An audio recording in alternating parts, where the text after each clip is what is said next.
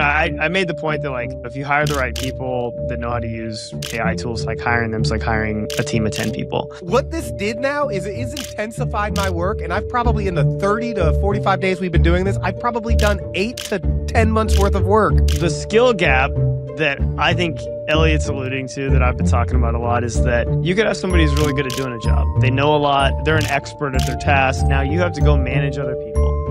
If they're not skilled at delegation, they're going to have a really hard time managing other people. You need that kind of person to work with your AI tools because they need to be managed. So it's not that the AI tools aren't good. It's that the person using the tools isn't a good manager. It's 5:45 a.m. before Scott is awake. Elliot pulls every meeting from yesterday, extracts action items, creates Basecamp cards for bugs and features, updates contact profiles, scans email, preps today's calendar with context on who Scott is at the meeting and what was discussed last time.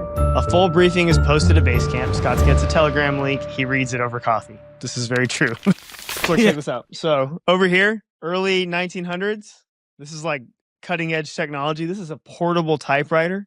This is what like every beat reporter was using, right? This is a cutting edge technology. If you were using one of these, you're ahead of the game. Over here, I've got and I'm willing to bet you though. Hold on. I'm willing to bet you when those typewriters came out, people were like, "What are we going to do with people who write? What are we just going to get rid of their jobs? We're no longer going to write. Don't use it." Is this the end of pens?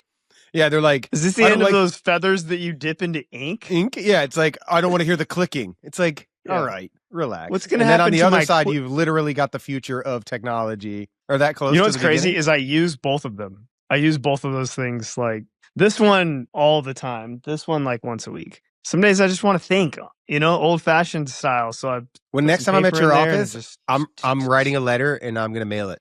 We're just going to do, I'm going to type a letter to my kids and say, this was the original texting. It took 4 days. This is how we used to text I hope message nothing people. Changed between the time I wrote this and the time I see you. All right. Here's what we got going on today. I've got, in the spirit of all things AI assistance, all right? I had Elliot prepare some topics for me based on we just took a ton of meeting history and he already has it. So all I said is I'm doing a podcast recording with Justin, my COO. I need to have some talking points. Give me 5 theme examples and then I'm going to pick one and then he's going to give me an outline.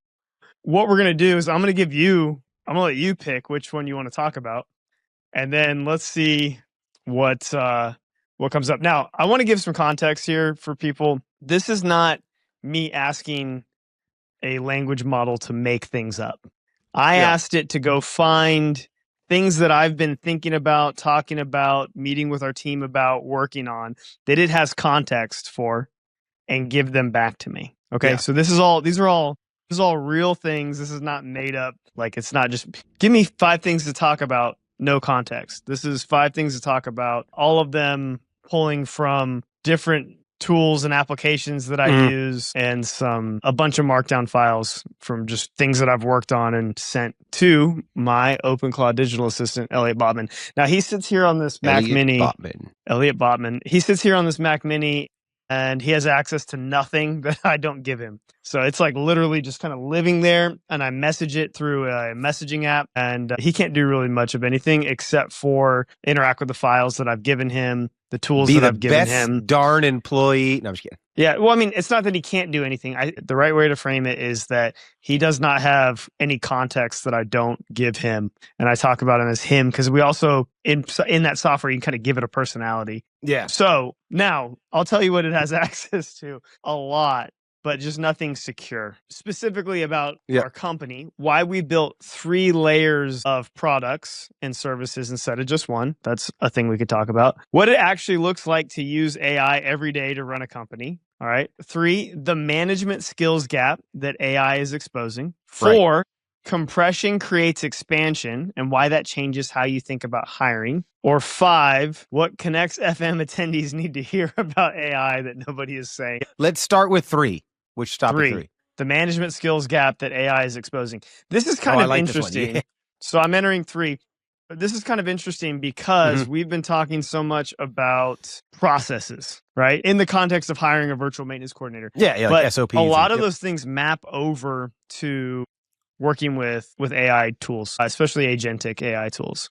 And what I mean by that is our newest models, if you're paying to use the best models, like from Anthropic or ChatGPT, or even the best model from Google, the Gemini's 3.1 Pro, like the highest reasoning model. These models are becoming more agentic, which means you can serve them a tremendous amount of context and let them work for a really long time, and they can actually produce real work. Working with AI, so it's like the delegation parallel. Working with AI is the same skill as managing people. All right, what do we mean by this? Okay, if you're going to use really good models and assign them tasks. And I don't think that AI can do jobs yet. Jobs are collections of tasks. But if you're going to assign them tasks, then what you have to really be very good at is thinking about that task in specifics from beginning to end. So one, you got to give it the right task that's going to fit to the right goal, right? So think standard operating procedure. What's crazy is the same rules for writing a great standard operating procedure, which you're very good at, Justin. These are the same things that work at giving good direction. I mean, we should say exactly what it is. Yeah. It's direction. The same way you would lead a person and give them direction, give them tools, context. It's the same thing. Yeah, you're there's just four doing things. it with an AI agent. You're giving it like a stated end goal. Like you are this and you're going to be accomplishing this thing generically. Like this is the thing, this is the task that I'm giving you, right? Yep. The second thing is context. This is a place that a lot of people fail when delegating to people. And it's a place that, when you see people who are like, look how dumb AI is. It couldn't even give me a good answer about this question. Yeah, but it's like, how did you ask it? Yeah, so like if you don't give a lot of stupid questions get stupid answers. If you don't say, here's all the information that I want you to use, or here are the questions that you need to be able to answer with facts prior to moving on to the next step, it's just going to take its best guess at it, right? Yeah, so you have to give it tremendous amounts of context. Yeah. So that's number 2. 3 is it kind of parallels with like culture or values with people, right? So you have to say like, here are your parameters.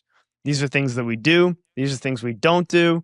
It's really wide left and right limitations, or narrow, just depending on how what the task is.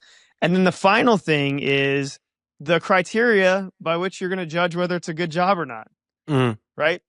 And what's funny is if you've been listening to us talk for the last, since the beginning of this year, or really it's like back December, right? We started doing this.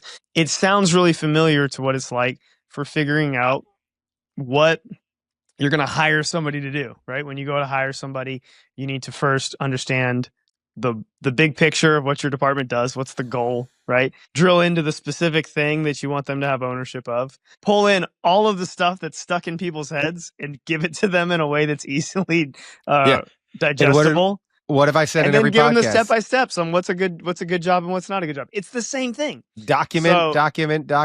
Take those things, formalize them, give them to the agent. So the skill gap that I think Elliot's alluding to, that I've been talking about a lot, is that you could have somebody who's really good at doing a job. They know a lot. They're an expert at their task. They can easily recall information. They know where everything is. They're super good at doing their job. And if you ask them to do something, they can get it done quickly and effectively. Now, if you take that person and you say, now you have to go manage other people. If they're not skilled at delegation, if they're not skilled at taking what they know and turning it into a process that anybody could follow, they're going to have a really hard time managing other people. And they're not going to delegate. They're going to get frustrated. They're going to say, oh, just let me do it. And they're going to blame the people around them that they're not working. They're not doing it right. As good as them. Yeah. Conversely, you can take somebody who has no idea about how to actually perform the task that needs to be performed, but they understand how systems work, and they understand that if you're going to delegate to somebody, that you need to define what needs to get done. You need to define the context they're going to use to make that to carry it out. You need to give them the values and the skill set, or the mental frameworks that they're going to operate within, like what's good, what's bad, and then you're going to give them a list of criteria by which to judge if it was done well or not. Yep. And you could take that person who knows nothing about how the specific task actually works, and they can do a really, really good job managing people. Yep. And the people that they work for will like them, because that person doesn't have to be the smartest person in the room. They don't have to know the most. They go and they know, who can I ask, or where can I get the information that I need to know? And they know how to like reverse engineer an end goal.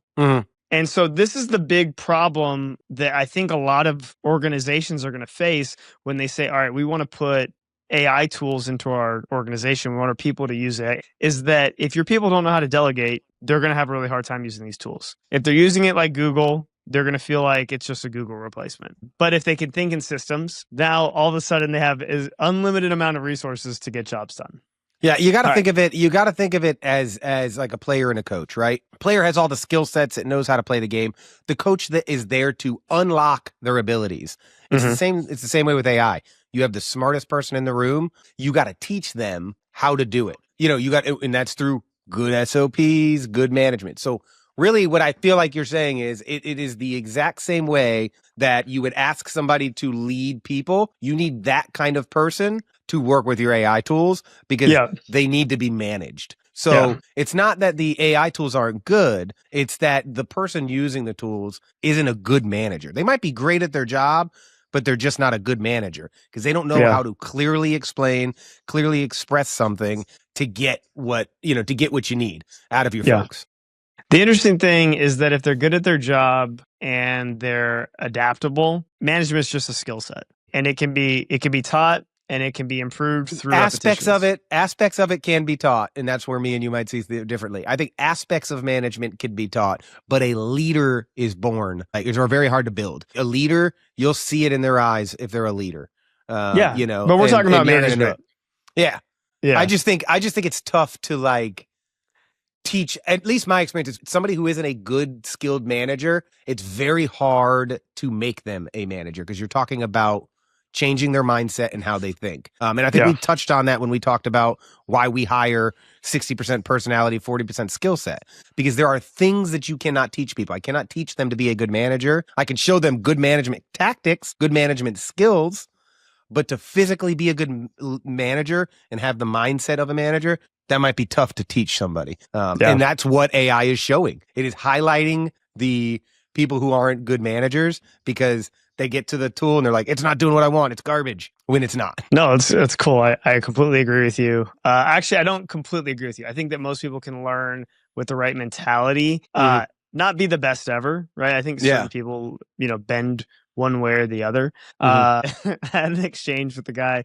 He didn't come back to me, so I don't know where I landed with him. But I made the point that if you hire the right people that know how to use AI tools, like hiring them is like hiring a team of 10 people. And what I meant is that person knows what they're skilled at and they know what they're lacking, and they can go and literally fire off prompt, like task, get everything back, assemble it, and they can work faster. Like the excuse of well, I could get that done, but I don't have enough people. Well, now with agentic models that can be given complete tasks, and I'm talking these documents, when you give it the task, and especially if it's a repeatable one, you can spend a lot of time building out this document that it's going to go follow, because it's going to follow it over and over and over again, and it has to be consistent. Best employee who can just and so, but anyway, so if it's a repeatable task, that's something that somebody knows how to do. I always say agents for well-defined repeatable tasks, right? Well-defined repeatable tasks. It's probably anywhere from 1,000 to 2,000 words. These are big things. And so if that person knows how to set these things up, well, all of a sudden, they can kick off projects and then get a lot of stuff done. And especially if they instruct the agents to bring back information that they actually need to think about with decision-making, critical thinking, nuance, that sort of thing, right? Doing 10 times more is cool, but I'd rather work 10 times deeply. And I get the sentiment, and when I'm working on a task, I'm focused on that thing. Like when we're building out our marketing I have an argument team for here, this. So. all I did for 2 months, not all I did, but 80% of my time was focused on working with them, meeting with them, but it was still a team of people. Right. And so I just kind of made the point. I said, look, I've had a lot of success in my career, but all of that success has been, I've been the guy who knows what to do and what I need to get it done. But I've never been the guy that's the best at doing those things myself. I've always needed a team. And now this is like building a team immediately. What's the dream hire for this person? Boom. You can create it. You can think it up at a set of schools. You'll have to iterate over it, of course, but boom, it's done.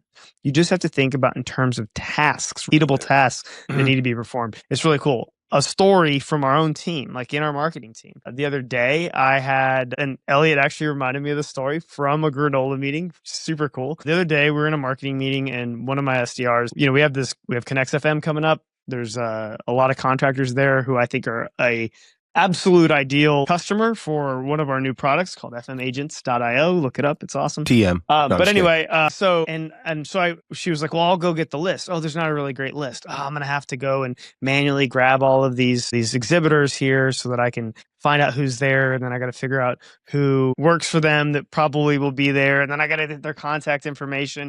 And it's like, it's a doable thing, but it's a big giant project. Yeah. And so I'm listening to her tell me what she's about to do. And meanwhile, I just ask in my Granola. We use Granola for everything in our company. Every meeting is recorded with Granola because it gives us all the context. And I said, hey, what did Mars say the steps were for getting all this information? And it spit it back out. And I copied it and I gave it to Elliot in Telegram. And I said, hey, can you please go follow these steps for the Connects FM conference? I want you to get all the exhibitors and just copy, paste, a little bit of instruction. Okay. So what did it get? A goal, the context, steps to follow. And then I said, put it on a spreadsheet, and each company, I would like to have at least 2 people. And if you can't get 2 people, I want you to explain why. Right. And we kept having our meeting, and 5 to 7 minutes later, I had a spreadsheet and I gave it to Mar. Right. And now, instead of spending all this time going through and doing this, which is taking probably 2 full days of just mind-numbing work. It was done with an agent who followed multiple steps, had to go access multiple things, use multiple tools, and perform a real unit of work back to me that I can now hand to a person who's way better at talking to people and sending emails to people and selling than she is at data entry. I mean, I believe that, right? Yeah. And so, this is a really clear thing. And it but what Mara is not, she's a decent manager, but you have to think about these things. You have to be able to translate, instead of it being something you would assign to a person, she could have assigned that to a person, no problem. But you have to retrain. This is where the gap is. You have to retrain that to hiring or assigning to an agent. It's a completely different tool set. It's the same tool set. It's a completely different channel. Yeah. And people have to get really used to that. So, I'm going to backtrack a little bit. That, the quote from that fella was, I would rather be able to dig in 10x on what I'm doing. That's basically what he's saying. He's saying instead of getting 10 times more done, I'd rather take what I need to get done and spend 10 times longer on it. So it's more detailed, maybe done more right. All right. So, just to back what we're saying, where people need to stop thinking is you are now able to actually put 10 times more effort into it because you're not doing the minute task. So he missed the ship completely because he actually answered our question with his answer of you could do way more. You could be 20x it, because guess what? Mars is the prime example, right? She didn't spend 2 days having to do that. Now she could spend 2 days digging into that deeper, getting us the right people, sending the emails. Yeah. So that's why when people are so scared of AI, what it's going to stop you from doing is having excuses for things taking longer. It is an extension of what you're doing, and it accelerates. It's not taking over. It's not a takeover. It's an acceleration because it needs managing. It allows you to do those human elements, right? We say Mar is so good at speaking to people, talking to people, setting things up, planning, all of those things. You're not going to be wasting their talents on mediocre stuff. Let the AI agent take care of the paperwork. Let that person be what they're good at. In the management sense that we're talking in facilities, right? We push facilities a lot. You are going to be able to actually see the problems that you have in front of you and address those instead of being swamped with the other nonsense. Yeah. For him to say, I'd rather look 10x, you might need to show him how this works, because I think if he really wants to put 10x in, this is going to allow him to put 20x in. Yeah. In my opinion. But I want to go back to that because when you said it, I kind of I don't say no idea. He has the wrong lens. Right. Yeah. The wrong lens. I don't want to say he has no idea, but he has the wrong lens. But and what's funny is this is a good example of why this is different than anything we've ever seen in our time. Because, Scott, when we started this a month ago, we were like, we're going to have so much time. Do you remember that joke we said? I didn't say that. I said more we're going to get stuff done way faster. It's going to take less time. Well, let me tell you what I heard. Okay. I heard I'm about to have so much time. And I'm like, dude, maybe I'll pick up a hobby, start a puzzle. Like, who knew? What this did now is it is intensified my work. And I've probably, in the 30 to 45 days we've been doing this, I've probably done 8 to 10 months worth of work. If you don't see it as an accelerant, you are, again, either looking at it through the wrong lens and you're not a good manager, or you never really wanted to get work done. Yeah.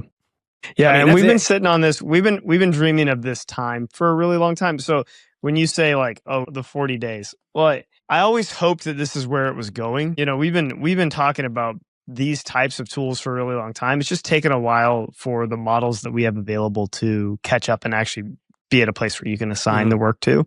And that's been a big major difference. All right. So talking point number 3. I really agree with this too. If this is good news. Right? AI is good news if you're trying to get stuff done. It's good news if you are trying to get stuff done. If you are not trying to get stuff done, if you're willing to adopt the worst news you've ever heard. Yeah, if you're willing to adopt it, it's great news. I think that I do want to talk about like what it's actually like running a business with like AI baked all over the place, or baked in all over the place, because it can give some more concrete. Like a lot of the stuff you hear it and you're like, oh, agent. People just like glaze over. It just sounds like terminology. Oh yeah, as soon as they hear AI, they go glass. I want to do some concrete stuff. We can talk about concrete things, but it's actually good news. He said, and these are my words.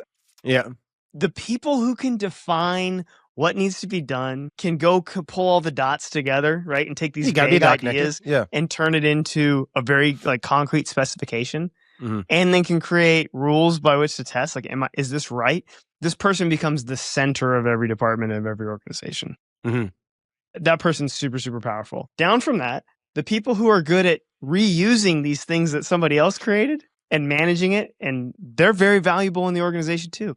It's a different layer. The problem is going to be, unless you are like the premier expert in the industry, whatever your industry is, and you're on the cutting edge of pulling things forward and driving things forward, you know, like top 10% of knowledge, innovation, you know, forward thinking, you are going to get your skill set's going to be matched by an agentic model. It just is. Now, that doesn't mean that it doesn't make sense to know anything. You can actually make up the gap by being a force, by using these tools as like a force multiplier of what you're capable of. But it's not going to work if you're just using it. If you're going to go like, oh, I can do that faster, right? Yeah. But for us, we've been. But how would you do that faster? Turn it into a process. Give it to your.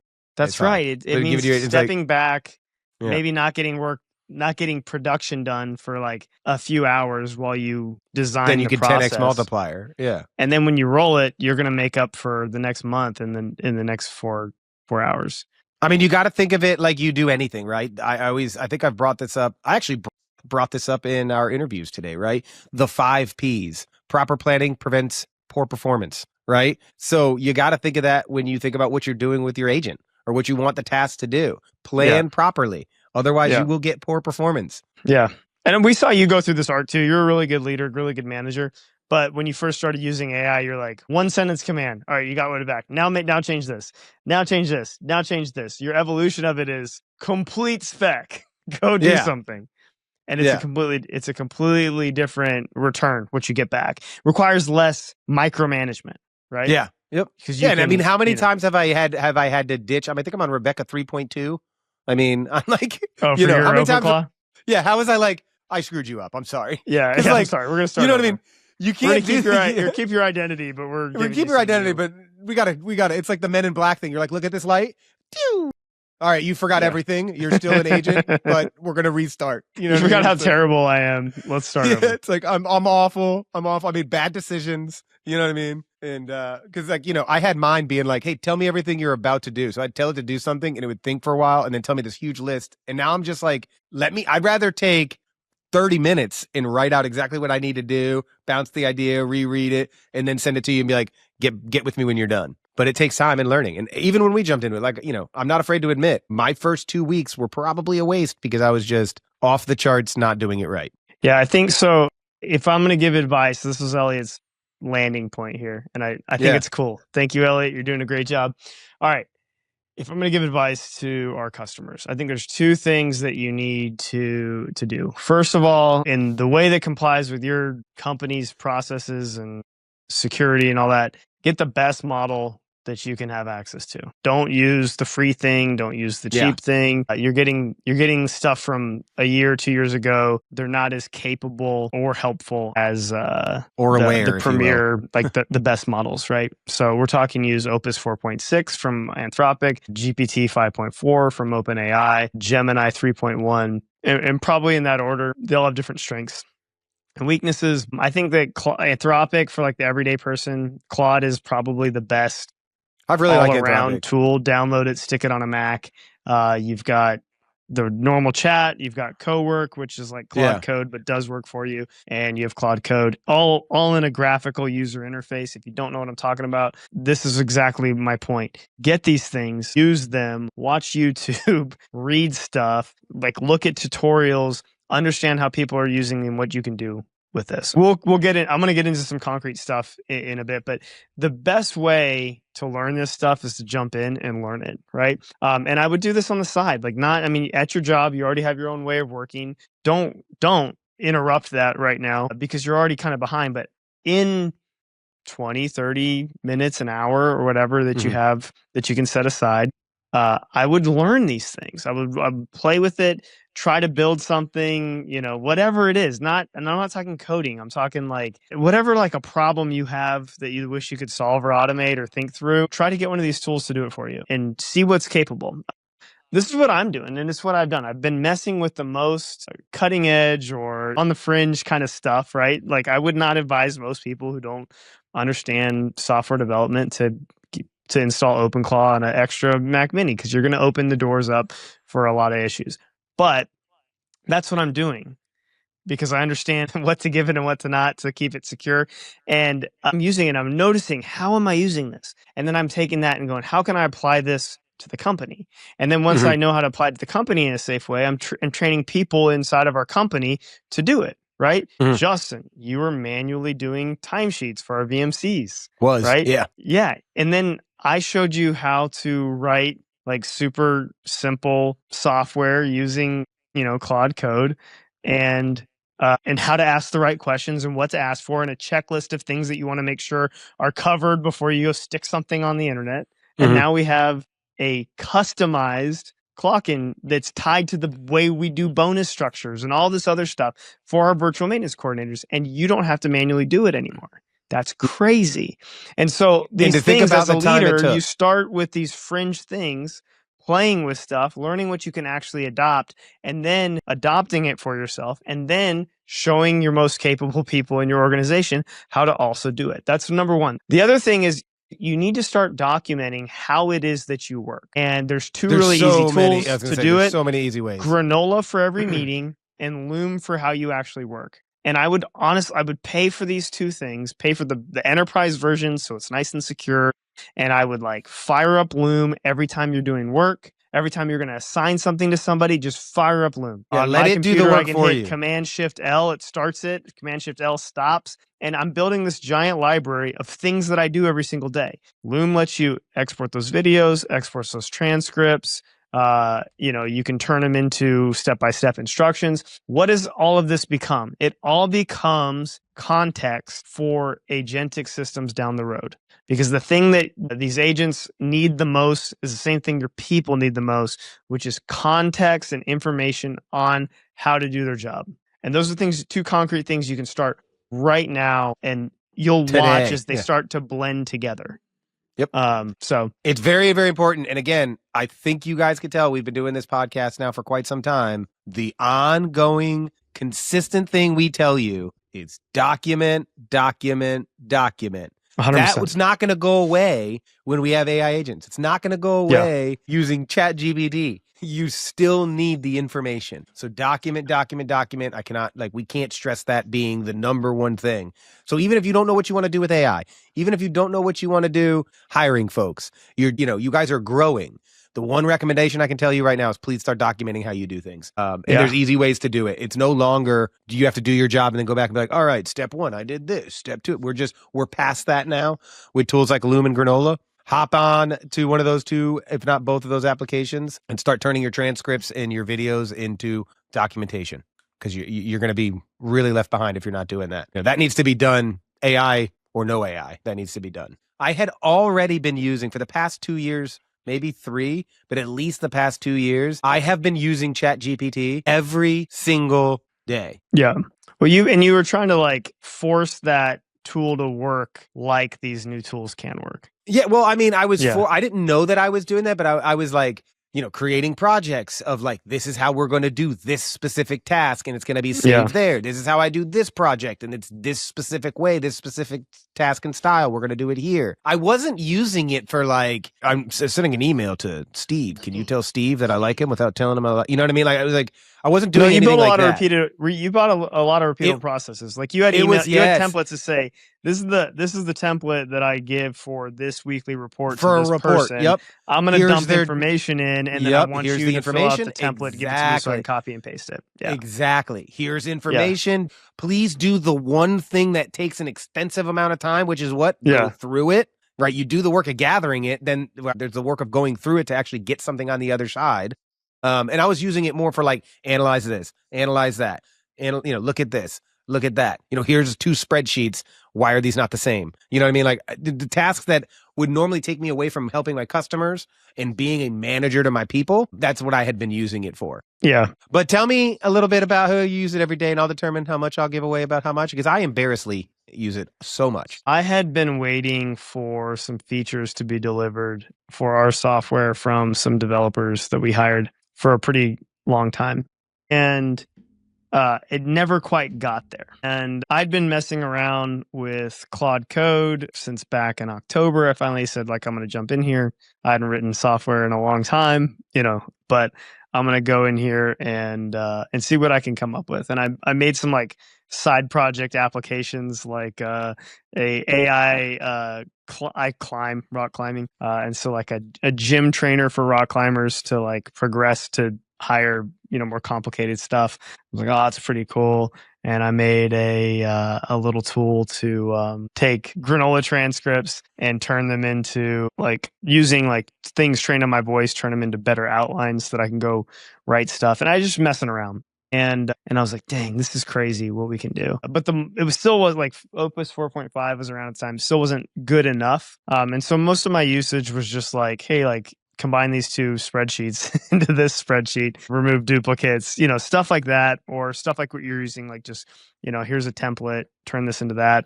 We were using Gemini gems for our sales team so they could plug in a company's name, number of locations, and it would spit out a script that would estimate savings for them, and kind of give them like a repeatable sales script, like essentially writing like little pieces of software, but instead of writing software, we were writing it with words, and words were the output. In around, I guess it was early February, Opus 4.6 came out from Claude. And then also at the same time, OpenAI launched the GPT 5.3 Codex programming model. And these things were so great. And I was like, I wonder if I can build these tools out. Right. And so I started just like, all freaking day, 7 days a week. I was driving my wife nuts. I was seeing if I could get a proof of, a use case out for this one feature that I wanted to put into FM Dashboard. And I did. And I was like, oh my gosh, this is insane. Now, that feature needed heavy refactoring and rewriting by actual real developers. Thanks, Dean, to turn it into something that was like ready to be out there for our customers. But it kind of opened up, the door to what's possible. I'm not doing that anymore. I'm not coding with these tools, but I think I could. It's just not the best use case. So what have I done instead? What I've done instead is I've tried to think about what are all the things I've met with our team. What are all the things that our team is doing repetitively all the time that software could do for them? I was asking those questions to our customers, and I was recording all of this information using Granola. And then I was having to manually go back and like take those recordings, combine them together, put them into prompts, and get the insights out of it, right? And so what I did instead now is like one of the things that I do. So like I'm on meetings constantly. So I have Granola running constantly. I have Elliot that has access to Granola and has access to Basecamp. And every single day, Elliot goes through my transcripts from Granola and it pulls things out in different themes. And I'm not going to share like what we're actually looking for, but they're in the categories of product. They're in the categories of action items, things that I've assigned to people that I need to follow up on, things that I've committed myself to, right? This laundry list of things combined with monitoring a very specific inbox of, like in software, you get bugs like error codes and you get people give feedback and all that, monitoring this. And every day I get this brief that goes into Basecamp as a message that I wrote myself. It's kind of funny, but it has all of that. And then every task that comes out of it is being put on someone's board assigned to them or in a development feature request board, all that. And then I'm not going to give away the whole process, but some of those things are actually being automated into skills that I've written that are then handed off to AI agents who perform work and then send me that finished product back. So again, not to have the content, but every day I wake up to work done, things created by agents for me to review and decide whether or not I allow them to go out into their various worlds, every single day. And this is stuff that it wasn't like I couldn't do it myself from a skill set standpoint. It's things I would never get around to. Yeah. Things that, like, if you ask me questions, I'd have to go look it up. I still have to go look it up, but I'd have to go figure it out and look it up. And now this whole thing's just built one giant context engine, and I can ask questions like, hey, I'm doing a podcast today. What are like the things that I've been talking about a lot with our team?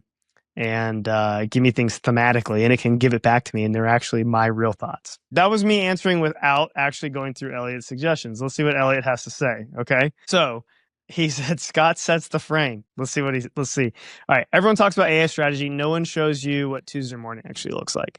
So I want to walk through what it's like to run a company where AI is not a feature we sell. It's how we operate every day. These aren't demos. These aren't pitches. This is our actually workflow. And it says Justin in his angle. He's in it too. Code, compound engineering, content shoots. He can validate or push back on what's real versus what sounds good. Probably true. Is this a true statement? Okay. Yeah, I'd say so. All right. So what did Elliot say? It's 5:45 a.m. before Scott is awake. Elliot pulls every meeting from yesterday, extracts action items, creates Basecamp cards for bugs and features, updates contact profiles, scans email, preps today's calendar with context on who Scott is meeting and what was discussed last time. A full briefing is posted to Basecamp. Scott gets a Telegram link. He reads it over coffee. This is very true. All right. This used to be the first 90 minutes of the day, checking email, reviewing notes, figuring out what happened yesterday, what's coming today. Now it's done before he wakes up. The brief catches him up. Question for Justin. What does your morning look like now versus 6 months ago? What changed when you started using AI tools for the first hour of your day? What do you get? I use it every minute. All right. So, I mean, for me, and this is where it's kind of tough because I use AI so much. I use it in two different parts of my life. And both parts of my life are two separate computers. Okay. So I'm set up with, let's start with the family AI. Okay. So I have a MacBook Air, a computer that we just didn't use. And it's kind of my jump street. And that's Rebecca. We came up with Rebecca. It's funny how it came up, but like, I was using ChatGPT, and so I named it Rebecca because ChatGPT, I was like, I want you to refer to yourself as Rebecca, just as a joke. And that it turned into this big thing about my kids being like, ask Rebecca, ask Rebecca, ask Rebecca. So it's like, if I'm going to have a family bot, I'm like, we got to name it Rebecca. I use her in many different ways. In fact, I asked Rebecca, like if I was trying to explain to somebody, like, how do I use you as you're my family bot? Like, how do I use you? I'll just kind of read kind of what she said. She said, think of me less of a chat bot and more like chief of staff that lives on his phone. She knows my kids' names, their sports, their schedules. She knows my business, my health history, my preferences, and everything. I don't have to re-explain myself to her anytime. I use it throughout the day for everything. This morning, I asked a tax question that I had before I went to go see my CPA. Yesterday, it helped me navigate a situation with my daughter's basketball coach. Last week, it added 40 plus events to my Google Calendar, and all I had to do was drop her a PDF. I help it with Instagram captions for my kids' pages. It's been tracking gas prices for me. It researches 3D printing because you're giving a lot of specific examples. I tried to be more vague, but you're good. I'm just saying, the key. I'm doing this because I use the two bots completely different, so I want them to understand. Like, I have one that is like my life assistant. And I use it for those things, quick entries, things like that. Like the way I was using ChatGPT is not the way this is set up. It remembers things. It remembers context. It remembers specific things. And it really will shock you. Like my kids use it as well. They have separate chats for them to work on. My son's working on his own app. They've got a separate chat. My dad even uses it. He's got his own chat with my bot to work on a family tree. It's crazy. All right, now let's switch over to like work wise. So I asked Wally, which is my work bot. I asked Wally. I said, "Tell me in your own voice, how do I use you?" And so this is what he said. So he said, "Justin, text me like I'm in person." That's basically it. He goes to his Mac Mini at home, running 24/7. I wake up every morning, pull what's happening in the world. That it checks what all my calendar invites, flags anything that's broken overnight, send it to me on Telegram before I've even had my coffee. And it says that because I have it set up to every day check open job positions for me, where those places are at, puts it in a spreadsheet for me, bounces and gets me all sorts of stuff. I won't go crazy into detail, but it pretty much gets me all of my information so I can do sales reach out myself. And it actually kind of does the sales reach out too. During the day, I'll text it things like, keep me updated on what's going on in the Philippines. We have a lot of VMCs over in the Philippines, so I like to know what's going on over there news-wise. They're having the fuel shortage, things like that. I have it. And these things run automatically for me. I don't have to think about it. And even Wally said, the difference from ChatGPT or whatever it is, he actually knows me. It knows my projects. It knows my preferences. It knows how I deliver information. It reminds me about things. It keeps like when I've had because it's connected to my Granola as well. I do it a little different. I don't link it to Basecamp. I have mine go through all of my emails. It goes through all my Granola meetings, goes through my email. And then at the end of the day, it goes through all of those things and then puts to-do tasks on my Google tasks so that when I come in the next day, I know what's most important. I use them in such two different ways. But to answer your question, I use it all the time. And from the time I wake up, to the time I go to bed, I'm using it in some capacity. All right, I'm going to give a couple more examples here. So I use this a lot for like decision making. I have always joked that my superpower is asking stupid questions to smart people.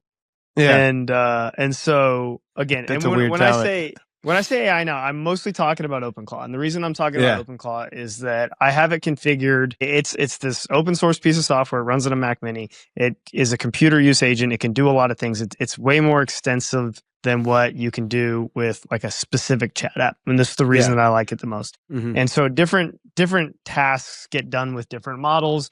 I don't have to switch back and forth between different things and then lose context. It has all the context. One of my favorite plugins that it has is it's this skill called the last 30 days skill. And the last 30 days skill will scour the internet. It has API keys to get into Twitter, Reddit, YouTube, blogs, read the web, news, hacker news, just like can kind of like spread out. It keeps its information limited to anything that's been created in the last 30 days. Yeah. And the reason that is important is because so much information changes so frequently. And when I'm making choices about what to do about something going forward, I want to use the most relevant information from the last 30 days. And so I can just say, hey, using the last 30 days plugin, I want you to search for, and I'll just give it like a lot of information. And then I'll say, you can summarize it however you want to run it out. And it'll usually fire up 4 or 5 of them broken out by topic, runs, and I get this giant report. Now, I don't read that report very often. What I do with it is it now has it as context, and so I can ask very specific questions that I need to know the answers to, knowing that the context it's using to answer those questions is up-to-date information, right? So if I'm thinking about a product, or I'm thinking about some kind of direction, or the example that Elliot gave me the other day is I said, look, I don't think outbound email works very well anymore. I want you to look up the last 30 days plugin, and I want you to come up with find the best practices for business to business outbound. What's replacing, email and phone calls, because it doesn't work the same way. I ignore it. I know everybody else is ignoring it. And it went out and built a report. And then we worked on strategy. And then we had a process that I can now hand to my marketing team to run through it. I'm working up to the Connects FM conference, right? I wanted to know what works the best on LinkedIn so we could build a content strategy. And then, but like it went from what works the best to here's a ton of context about our company and how we're thinking about things and what we're doing and how all the products fit together. interview me, ask me a bunch of questions. Now, I want you to go and create this giant document that's all the context and the posting schedule with content written as outlines. I don't like to have AI write content for me. I like it to give me outlines, and then I use my own words, because if I don't agree with something, it figured out like, hey, like carousels are working better than videos right now, and things like that. And these are this posts with these types of tones or topics tend to get more views or hover time, linger time. And it taught me all this stuff. And so I can learn and synthesize information really, really fast. That last 30 days plugin, also really great for staying on top of different things. You can guess what the CEO of a software business might want to stay on top of, right? And constantly have his finger on the pulse of. But I use it for that. And then I take the output of that and automatically synthesize it into to-dos or content ideas or whatever for other things that I'm working on. So we take massive amounts of information that I don't have to actually go through myself, distill it through a filter that I've provided to it, and then turn it into actionable items that I can choose to do things with or assign to people. So this is a huge deal. And because it has the context of my preferences and what I do, things that I ask it to go look for tend to come back more relevant, because of that. And then the content from conversations, the meeting to content pipeline. Yeah. So this is a really huge thing. So I'm on calls pretty regularly, and usually when I'm on a call, it's to communicate information out to my team, or it's a product demo. Right? My tools get a lot of context about how I think about things, and I have it go and take that turn it into content, like content ideas. I even built such a great system where it takes the entire transcript, gives me 4 or 5 themes from that transcript. I pick one, then I pick the type of content I want to create, and it builds the general idea for me. I turned that into a tool that sits on the internet right now, because when I was like, this is working so well, let's turn this into a software that people can sign up for. And I went to bed and I woke up, and I had like a pretty good version of it that I ended up making better. But I used it, and then I used OpenClaw to build a interface so OpenClaw can use it directly with a CLI application and API key. It's crazy. So that's one thing with software right now, is like learning this all the time. You realize that like the surface for agents doesn't really work with the same way it works with humans. You have to build tools that these things can't see. They can, but they don't, not in the same way. That's super cool. But I also have it going through and challenging my thinking. So part of it's like one of the things it does on a weekly basis. It says, "Hey, I notice you're saying this a lot," and I have it basically arguing with me. You're wrong. And what's cool is, if it's going to give an alternative perspective, I want it to give me data or evidence. Has he changed your mind is the question. Has Elliot changed your mind? 100%. Because if you're a person who like really wants to do good work, think critically. You might have convictions about things, but also you're someone that like, when information changes or when you get exposed to new information, you change your mind. I heard somebody have a quote like, if you saw yourself in the mirror and you had a booger on your face, would you take it off? And so I think the same things about it. The point was like about information. Like if you had an opinion about something or you thought about something a certain way, and then you got information, like what would make you change your mind? Exactly. And being challenged or somebody challenging you to think outside of your normal thinking is how minds get changed. Minds don't get changed by being like, I believe this and this only. Minds get changed by being like, I believe this, but what's your argument? I'd love to hear it. Yeah. But I should have mine do that. I don't have mine arguing with me. I like mine because it's like, I got you, sir. It's like, thank you. Like, Wally, you're killing it. The point is, my biggest bottleneck was like, I always felt exhausted I wanted to know a lot about what was going on. But then the work of distilling that into things that we could actually do something with was a big challenge. Or I was very bad about, and Joy, my actual real life human executive assistant, is really good at helping me with this.